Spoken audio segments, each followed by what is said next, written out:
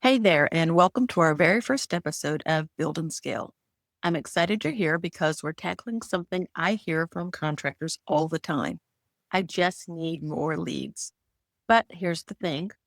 After working with hundreds of contractors over the years, I've discovered that more leads are rarely the real solution to growing your business. In fact, chasing more leads without the right foundation in place can actually hurt your business. Now, I know that sounds counterintuitive, but stick with me because by the end of this episode, you'll understand exactly why quality beats quantity when it comes to leads. And I'll give you a simple framework to make sure the leads that you do get actually turn into paying jobs. So let me ask you something.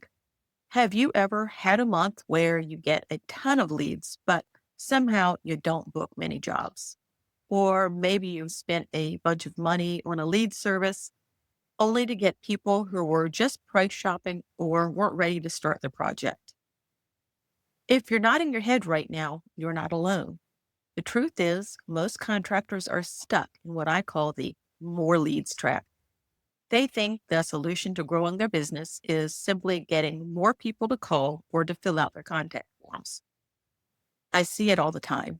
Contractors spending thousands of dollars on SEO, Google ads, Facebook ads, or even lead services like Home Advisors, Angie's List, or Thumbtack. Sometimes even radio or TV ads, all in pursuit of getting more leads. And sure, they might get those leads. But then what? Here's what typically happens. Their phone starts ringing more, but they're too busy on job sites to answer it. Their inbox fills up with form submissions, but they take days to follow up.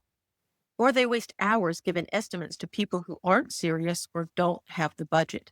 And worst of all, they spend so much time chasing these new leads that their actual jobs start falling behind. Does this sound familiar to you? The hard truth is, if your business isn't set up properly to handle, qualify, and convert leads, then getting more of them is just going to create more chaos, not more profit. Now, let's talk about what this problem is actually costing you. And I don't just mean the money you're spending on marketing. I mean those hidden costs that are likely killing your profitability. First, there's the obvious cost of your marketing dollars. The average contractor I work with has tried at least 3 different lead generation methods before we meet. They've usually spent anywhere from $500 to $5,000 per month on marketing that didn't deliver the results they wanted. That's potentially tens of thousands of dollars down the drain. But the real costs go deeper. There's time waste.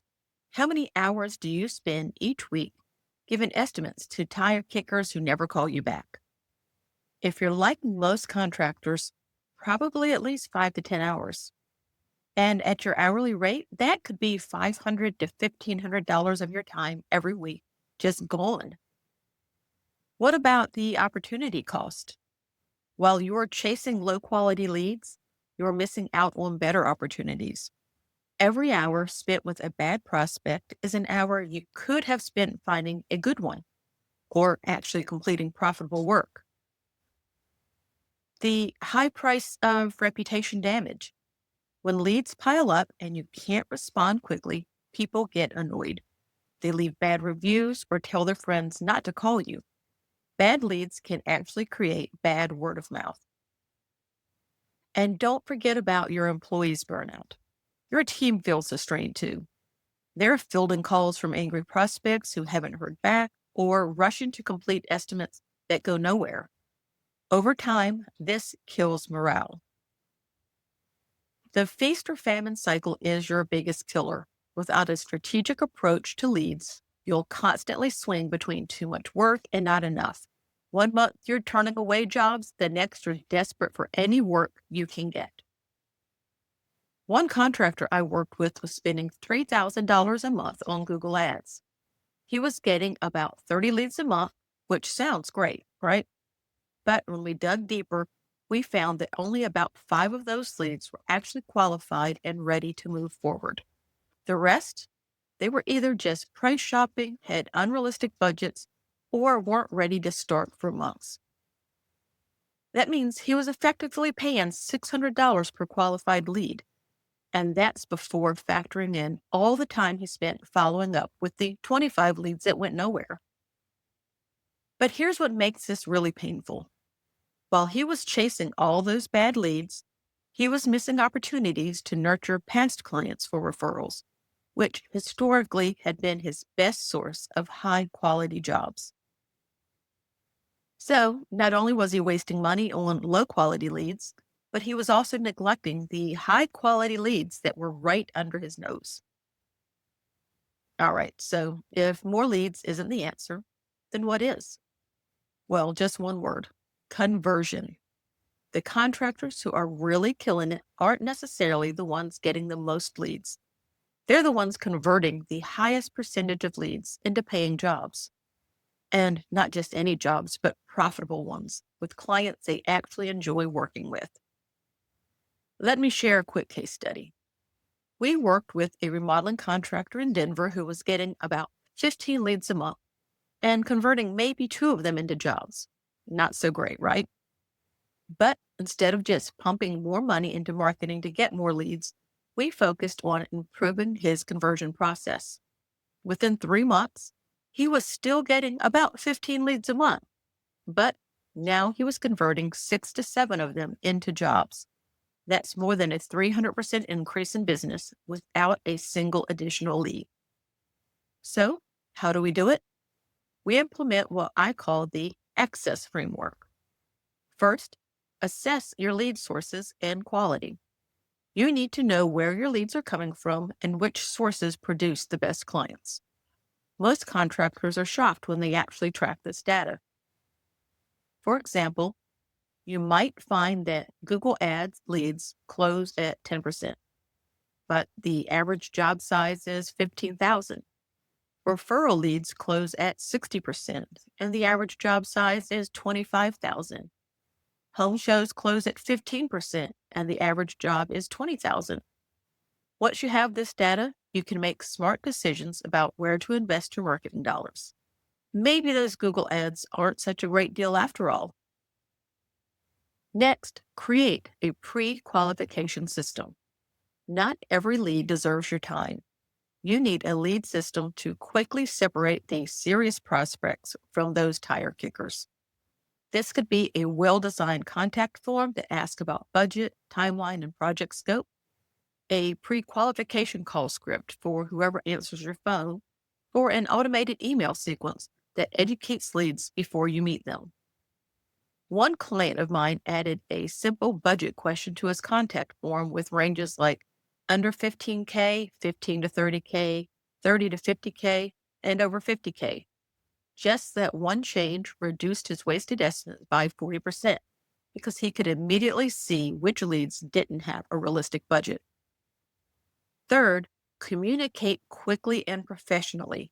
Speed kills in the contracting business, and I mean that in a good way. The contractor who responds first often gets the job. Studies show that responding to a lead within 5 minutes versus 30 minutes increases your chance of connecting with them by 50 times. Yet the average contractor takes 24 or more hours to respond to a web lead. Set up systems to ensure fast response. Use a CRM or even just text notifications for new leads. Have a virtual assistant handle calls if you're on a job site. Create email templates to answer common inquiries so you don't have to start from scratch. Fourth, establish trust through education. Most contractors jump straight to the estimate. Big mistake. Before a prospect will hire you, they need to trust you, and that happens through education. Create simple materials that show your expertise, a what to expect guide for your type of projects, before and after photos, video walkthroughs of past projects, testimonials addressing common concerns. One kitchen remodeler I work with created a simple kitchen remodel reality guide that explains the real timeline, potential challenges, and how his process prevents common problems. He sends this to every lead before meeting them. The result? His close rate jumped from 20% to 35% because prospects were pre sold on his expertise before he ever gave an estimate.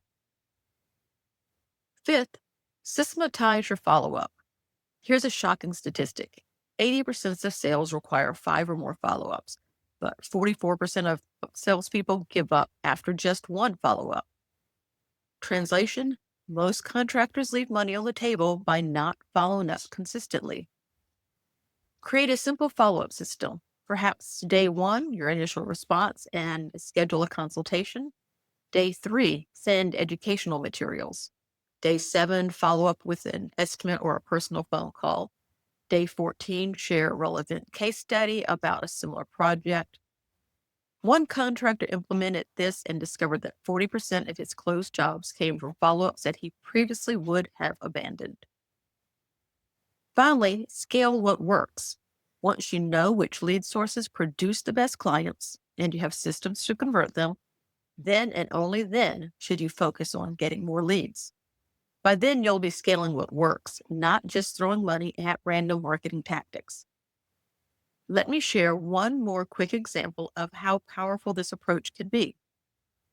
We worked with a high-end deck builder who was spending $2,500 a month on ads and getting about 20 leads per month. He was closing 4 jobs per month, which is a 20% close rate, with an average job size of $20,000. After implementing our framework, we cut his ad spend to only $1,500 a month, but focused it all on his highest converting channels. He still got about 15 leads per month, but his close rate jumped to 40% because the leads were higher quality and his process was better. And his average job size increased to $25,000 because he was attracting better clients. The end result? He went from $80,000 a month in revenue to $150,000 a month, while spending less on marketing. That's the power of focusing on conversion instead of just chasing more leads. So, as we wrap up this episode, I want to leave you with one key thought. Before you spend another dollar trying to get more leads, make sure you're maximizing the value of the leads you already have. Ask yourself, do I know which of my lead sources produce the best clients? Do I have a system to quickly identify and focus on the most promising leads? Am I responding quickly and professionally to every inquiry? Do I have materials that educate prospects and establish trust? Am I following up consistently or letting potential jobs slip away? Once I've optimized my conversion process, do I know exactly which marketing channels to scale?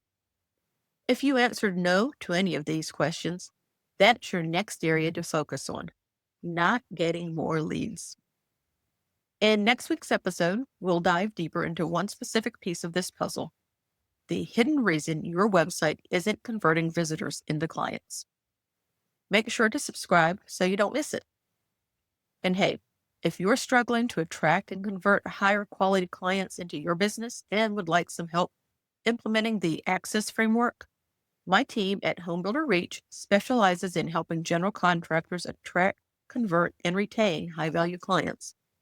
Just visit homebuilderreach.com to learn more about how we can help you build and scale your contracting business. Thanks for listening, and I'll catch you on the next episode of Build and Scale.